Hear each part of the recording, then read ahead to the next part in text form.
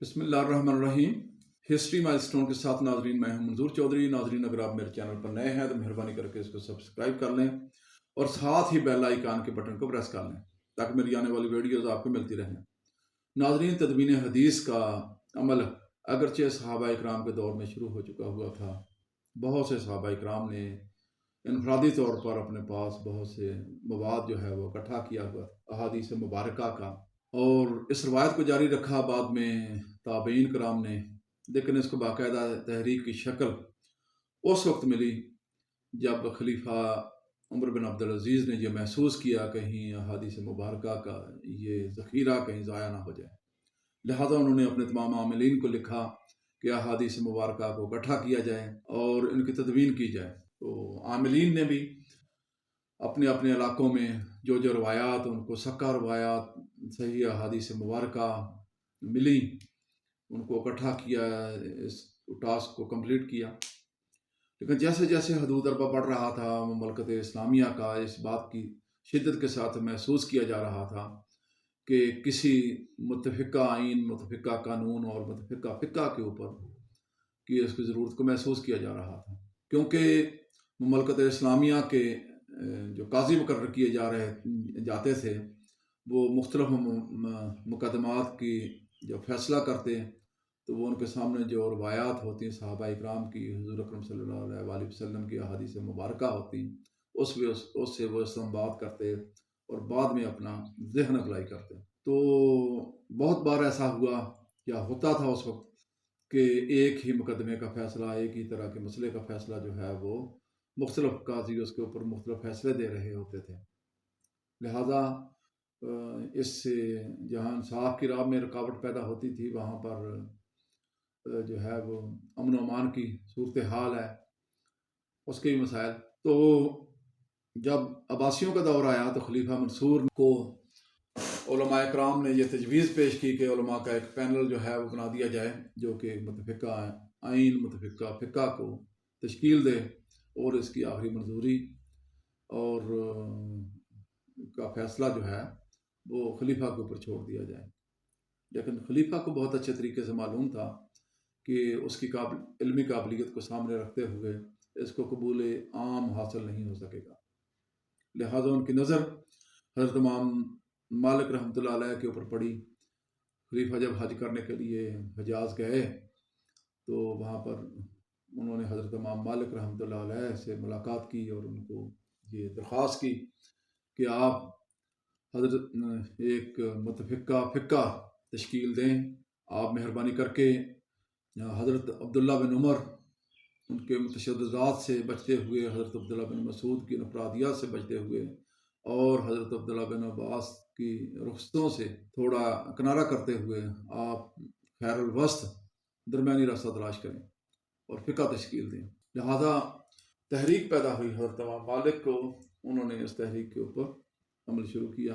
उनके पास हुज़ूर अकरम सल्लल्लाहु अलैहि वसल्लम के सक्का रवायात का मजमूआ तो उनके पास पहले से मौजूद था। मैं पहले आपको वीडियो में बता चुका हूँ कि हज़रत इमाम मालिक रहमतुल्लाह अलैह इस मामले में बहुत हसास थे कि वो सिर्फ सही अहादीस मुबारका जिनकी ना को सेहत के ऊपर शक, ना उसके रावी की रवायत के ऊपर कोई शक हो, सिर्फ उन्हीं को कबूल करते थे। वो तीन चीज़ों में बहुत ही ज़्यादा एहतियात करते थे, हदीस को बयान करने में, हदीस लेने में, और यही तरीक़ाकार उन्होंने इतनी ही एहतियात की अपने शयूख के जो उनके चुनाव में, और यही वो फतवा देने में भी इतनी ही एहतियात करते थे। लिहाजा उन्होंने अपने उस इल्म के ज़ख़ीरे को बरूए कार लाते हुए अपनी शोहरा फाक का किताब मोता तख्लीक की। मोता इमाम मालिक, पूरी दुनिया के मुसलमान इस किताब से वाकिफ़ हैं, इस किताब को जानते हैं, और ये सही तरीन मुसलमानों की मुक़द्दस तरीन किताबों में इसका शुमार होता है। इब्तिदान तो इसमें कुछ 10,000 से ज़्यादा अहादीस मुबारका थी, लेकिन बाद में इसकी तराश खराश के बाद 1760 के करीब सही अहादीस मुबारका इसमें रह गई। यहाँ तक तो हज़रत इमाम मालिक रहमतुल्लाह अलैह ने खलीफा मंसूर के साथ इत्तफाक किया कि ایک متفقہ جو فقہ تھی اس کی تشکیل کر دی، لیکن اس کے بعد کا جو عمل تھا کہ اس کو بطور خلافت کے طاقت کے استعمال لاتے ہوئے، بروئے کار لاتے ہوئے اس کو پورے بلاد اسلامیہ میں اس کا نفاذ کر دیا جائے، اس سے وہ اتفاق نہیں کرتے تھے، نہ اس کی انہوں نے اپنی زندگی میں اجازت دی، نہ یہ کبھی رائے جو اس طریقے سے پھر ہو سکی۔ ان کا بہت ہی واضح موقف تھا کہ حضور اکرم صلی اللہ علیہ وآلہ وسلم کی زندگی میں اور بعد میں صحابہ اکرام پورے بلاد اسلامیہ میں پھیل چکے ہوئے تھے۔ انہوں نے حضور اکرم صلی اللہ علیہ وآلہ وسلم سے دین کو جس حالت میں لیا،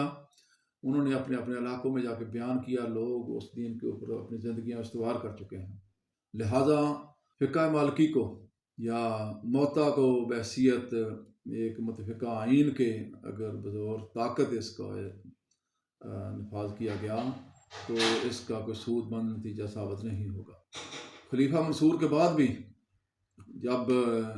خلیفہ ہارون الرشید کا دور آیا تو انہوں نے بھی حضرت امام مالک سے ملاقات کی اور ان سے درخواست کی کہ آپ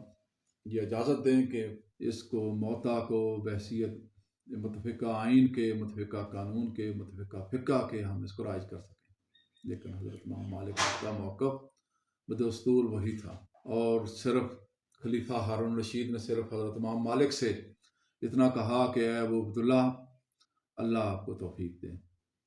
ناظرین، جب ہم دیکھتے ہیں ان مقدس ہستیوں کو، ان کا طرز عمل دیکھتے ہیں اور آج کے علماء کا طرز عمل دیکھتے ہیں، ہر طرف کفر کے فتوے بٹ رہے ہیں، کوئی کسی کو گستاخ رسول کہہ رہا ہے، کوئی کسی کو گستاخ صحابہ کا طعنہ دے رہا ہے، کوئی کسی کو کافر کہہ رہا ہے، تو شرم محسوس ہوتی ہے ہمیں کہ ہم ان مقدس ہستیوں کے پیروکار ہیں